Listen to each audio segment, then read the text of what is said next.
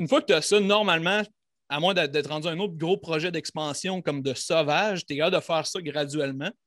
Mais avoir la possibilité d'emprunter pour genre saisir un moment de là, c'est le moment de faire ça. Maintenant, on ne peut pas attendre. Ben, c'est le fun de pouvoir faire ça, mais c'est vraiment. Je pense que le timing est plus important que tout le reste des affaires. Si c'est maintenant que ça prend ça, fais-le. Si c'est pas comme si c'est pas une question de temps, mais genre build tes affaires tranquilles. Puis tu ne saurais pas faire ton fonds de roulement avec un prêt parce que ça n'a comme pas de bon sens. Si c'est pour emprunter de l'argent, il faut que ça te repaye tout de suite. C'est maintenant. Genre, in the long run, c'est vraiment mieux de juste comme t'attends ton moment, t'attends un moment. Il faut que tu. De snap quand c'est exactement le moment.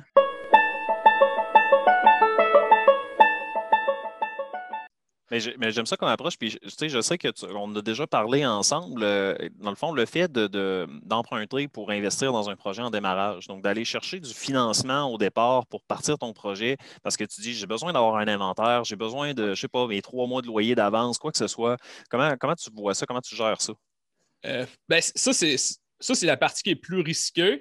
On ne se le cachera pas, mais c'est vrai qu'il y a beaucoup, comme je dis, il y a un moment dans toutes les affaires où tu réalises que tu as besoin de capital. Puis trouver c'est quoi ce moment-là, c'est difficile, mais justement, avec zéro dollar ou avec zéro clientèle, c'est pas ce moment-là. Comme il y a pratiquement. À moins que tu aies une idée là, comme de génie ou une situation en particulier, puis généralement, l'idée de génie ou la situation particulière va faire que tu as déjà une Des clientèle clients. ou un. C'est, à mon avis, il y a un moment où tu sais que c'est exactement comme le pull the trigger moment. Là, c'est le moment que tu sais que c'est le temps d'emprunter de l'argent. Là, c'est le temps que tu as besoin d'un cash down, d'associer avec quelqu'un parce que c'est ça qui va te bloquer. Puis c'est aussi une partie que c'est important de voir. Il y a beaucoup de domaines que c'est important d'avoir que juste un gros portefeuille, c'est ça qui va gagner dans beaucoup de cas. Puis c'est pas si évident que ça à cibler cette affaire, mais quand tu réalises ça va changer un peu ton approche de cette business-là, des fois, là, de réaliser comme que, OK, ça me prend de l'argent, puis ça va me prendre plus d'argent, puis ça va me prendre plus d'argent. Comme si la next step, c'est tout le temps, ça prend beaucoup plus d'argent, c'est un milieu qui c'est problématique. Faut que tu t'attelles ou que tu aies faut que tu aies la chance d'avoir cet argent-là, de ne pas tout le temps être en train de courir après. Il y a des entreprises qui sont vraiment juste menées par ton pouvoir d'achat. Une bijouterie, quelque chose comme une bijouterie, genre ton potentiel de profit, c'est de pouvoir racheter assez d'affaires. Comme mettons, moi, je suis dans Saint-Roch. Fait que, le 27 du mois, tu vas être capable de racheter toutes les affaires qui rentrent dans la porte pour les vendre le 2. C'est un exemple, mais c'est un exemple qui s'applique dans les affaires. C'est la même affaire que quand je disais les véhicules usagés. Si tu vas acheter des chars, il faut que tu regardes de dire oui à tous les chars. Genre, le gars qui arrive, qui a une Lexus qui est vraiment en bon état, qui s'entorche, puis qui veut juste se débarrasser de ça, il faut que tu puisses y dire oui à ce moment-là. Puis ça, il y a des business que c'est juste ça. C'est juste, genre, c'est pas d'être compétent, c'est juste d'être capable de dire oui, puis genre, Ça prend l'argent pour prendre faut le que tu char quand dépiles il pour arrive. faire ça. Que tu aurais bien beau être genre le moins compétent de tout, si tu es capable de dire oui à tous les véhicules qui rentrent, genre, ça va se balance out. Il y a beaucoup de domaines que c'est ça. Puis ça, justement, c'est touché parce qu'il n'y a pas de façon de prévenir ça ou de jouer contre ça. Puis surtout, même la plupart des affaires de revente, tout souvent, c'est si tu es capable d'avoir un plus gros inventaire que l'autre, c'est généralement meilleur parce que tu es capable de juste avoir plus de stock tout le temps.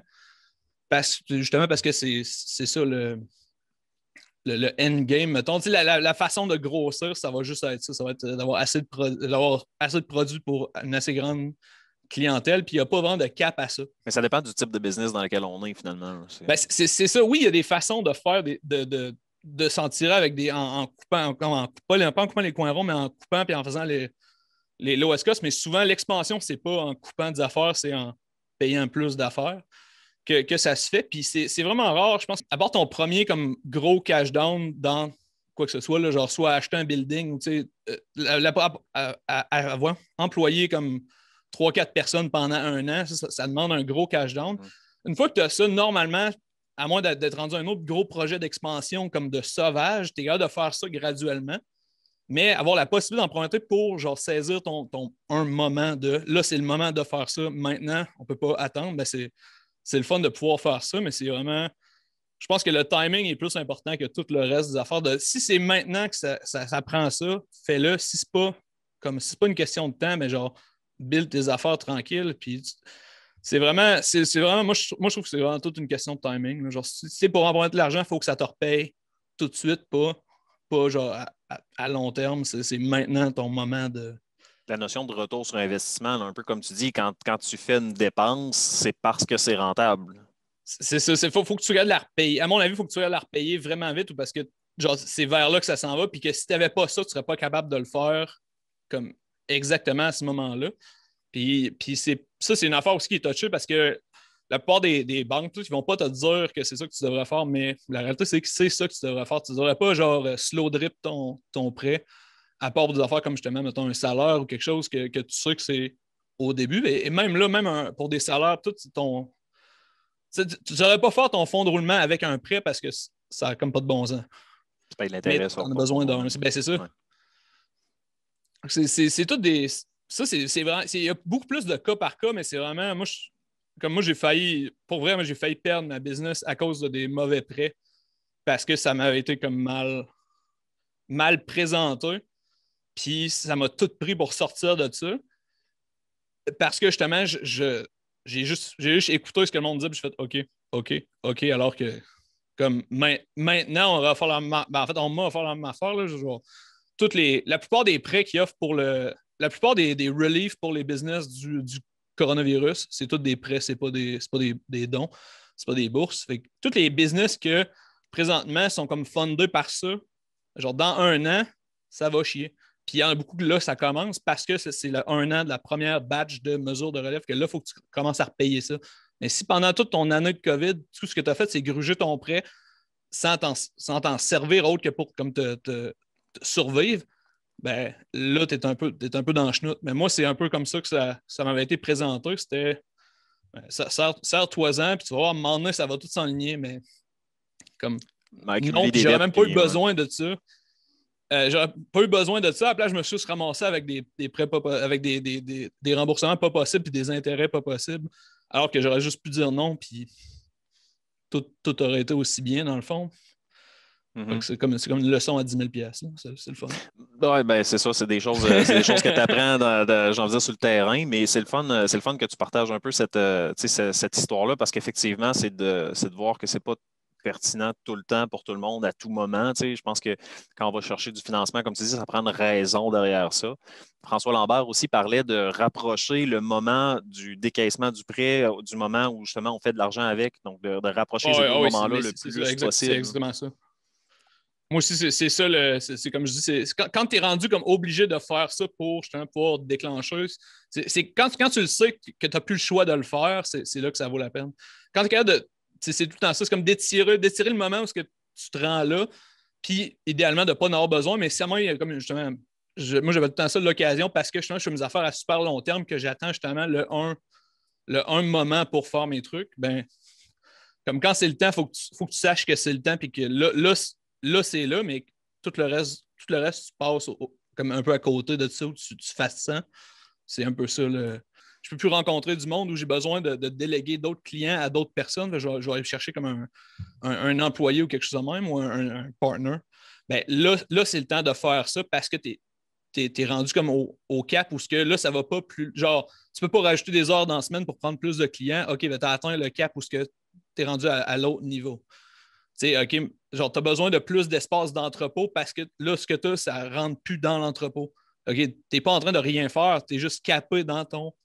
Mais ça, tu peux rester dans ce spot. Genre, si tu as besoin d'entrepôt, mais que l'immobilier, c'est de la présente dans cette situation-là, puis tu ne trouves pas de trucs, ben genre, t'attends, puis tu regardes tes entrepôts, puis t'attends, mais tu le sais, puis tu empiles ton cash pour être prêt. Puis, à un moment, t'en trouves un que tu veux, tu achètes vraiment beaucoup d'inventaire, tu prends ton entrepôt, puis là, ben, tu as acheté tout ton inventaire, puis tu as eu ton entrepôt au prix que tu voulais.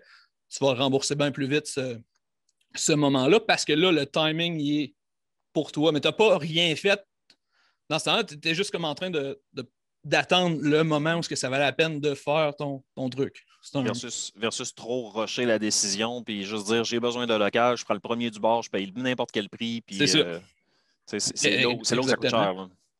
Ben, c'est ça, c'est ce genre d'erreur où littéralement, j'ai pas besoin d'un local. Tu sais, mettons, Jean-Maurice, notre conseiller financier, il n'est pas obligé d'avoir un bureau parce que tu peux faire tout ce que tu fais à partir de genre ton MacBook dans un café ou ton MacBook dans ton divan.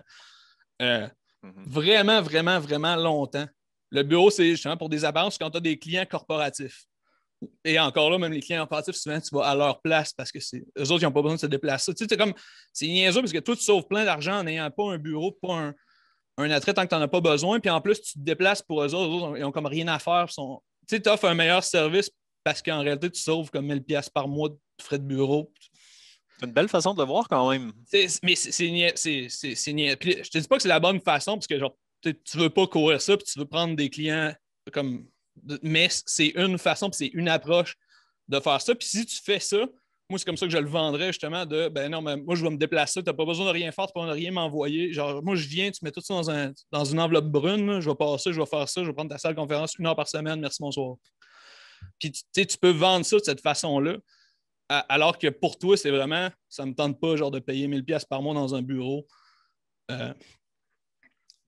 Parce que là, je ne sais pas vers où ça s'en va, mon affaire. Effectivement, mais c'est intéressant, comme tu dis, d'y aller de façon graduelle. Puis quand tu arrives à un certain moment, c'est là où tu dis, OK, là, ça vaut la peine de dépenser, mettons, 1000$ par mois pour un local parce que je le sais que ça va m'amener tel type de clientèle que je n'étais pas capable d'avoir, par exemple. C'est ça. Mais ça, c'est une des raisons pourquoi, justement, moi, j'ai vraiment l'air d'être quelqu'un d'impulsif alors que je ne le suis pas vraiment. Parce qu'aux yeux de tout le monde, quand je fais quelque chose, je le fais. Puis ça a l'air instantané, mais c'est pas vrai parce que ça fait souvent 1 an ou 6 mois que je fais quelque chose dans ce genre-là. Puis je fais juste attendre que ça soit le moment de faire ça. Mais quand je fais ça, il faut que tout se passe à ce moment-là. Mais fait que ça, c'est un peu spécial. Puis c'est difficile à expliquer parce qu'il y a beaucoup de monde qui ne veulent pas être patient, qui ne veulent pas faire. Puis c'est normal parce que souvent, moi non plus, ça ne me tente pas. Moi aussi, ça me tente de tout le temps m'énerver, mais Ouais. genre, overall, in the long run, c'est vraiment mieux de juste comme t'attends ton moment, puis il faut que tu. De snap quand c'est exactement le moment. Puis tout le monde en manque aussi. Là, il y a pas de. Moi, il y a plein d'affaires que genre là, je regarde, ça, c'était un moment de j'aurais pu faire ça. Ça, c'était un moment de j'aurais pu faire ça. Il n'y a pas de réponse parfaite non plus à ça. Mais ça, c'est une des façons. Moi, c'est la mienne, c'est sûr, je trouve que c'est la meilleure. Là.